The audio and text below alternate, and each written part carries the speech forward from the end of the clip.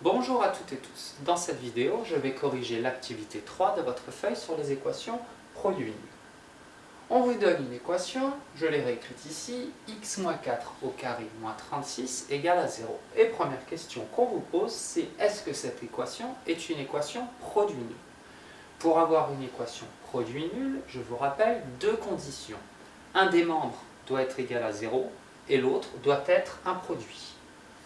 On a bien un des membres ici qui est égal à 0. Par contre, le problème, c'est que l'autre membre n'est pas un produit, c'est une différence. Donc, ça n'est pas une équation produit nul. Non. Le premier membre, en l'occurrence ici, n'est pas un produit. Ok. Alors, la question qui est vraiment intéressante ici, c'est la question 10. Est-ce qu'on peut se ramener à une équation produit nul? J'ai une différence. Bon, et ça serait bien que je la transforme en produit.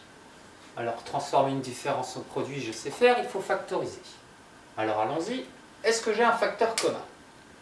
Mon premier terme, x-4 au carré, mon deuxième, 36, j'ai pas de facteur commun. Par contre, il y a quelque chose qui doit vous mettre la puce à l'oreille. Ici, on a un premier carré, une soustraction, et 36. Et 36, c'est un carré parfait, c'est 6 au carré. Et donc là, vous devez avoir l'idée d'utiliser les identités remarquables.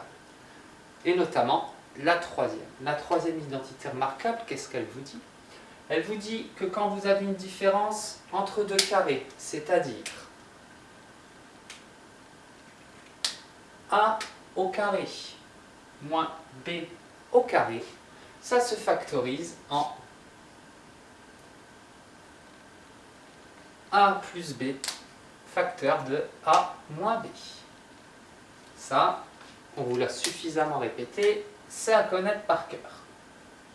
Et donc, je vais pouvoir factoriser x-4 au carré moins 36 en utilisant cette identité remarquable. Allons-y. J'ai x-4 au carré moins 36. 36, je vais le remplacer par 6 au carré. Et comme ça, je reconnais mon identité remarquable, petit a au carré moins petit b au carré. Mon petit a ici, x-4. Mon petit b, le 6.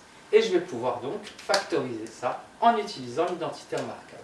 Allons-y. A plus b, petit a, x-4. Plus b, petit b vaut 6. Plus 6. Facteur de petit a, toujours x-4, moins petit b, 6. Je continue. Parce que ici, il y a quand même des choses que je peux réduire. J'ai x-4 plus 6, ça donne x plus 2. x-4 moins 6. X moins 10.